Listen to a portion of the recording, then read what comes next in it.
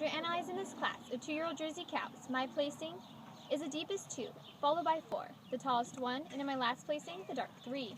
In placing 2 over 4, 2 is the deepest bodied individual, possessing the most circumference throughout that barrel. When viewed from the rear, she possesses more spring to that rear rib. She's harder and straighter down the top line. Her throws are more centrally placed, leading down to her incurving thigh. 2's feet are placed more squarely beneath her, giving her the advantage to track around the ring with more grace and fluidity. In addition to this, 2 has a wider rear udder attachment, and she has more bloom and capacity about that mammary system. I do grant that 4 is more nearly level across the udder floor. In my middle placing, 4 places over 1 for displaying more quality from end to end. She has a more youthful appearing udder, a higher rear udder attachment, and more volume and capacity to that mammary system. 4 is deeper in her heart, and when viewed from the rear, she possesses more spring to both her fore and rear rib, and when viewed from the side, she has more spring, angularity, as well as openness. Not forgetting to mention that 4 has a shoulder that blends more smoothly against the body wall.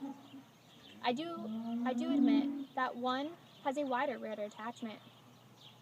In my last placing, 1 places over 3 for advancing in size, stretch, and scale, being taller at the point of withers, longer from the tip of her nose to the end of her tail, as well as expressing that uphill run.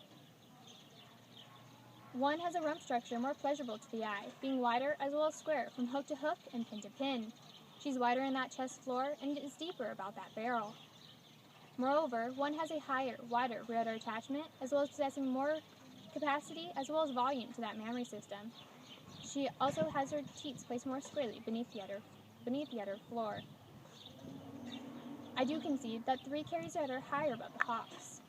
3 falls to the bottom of the class today for being the thickest, most coarse-boned cow of the class.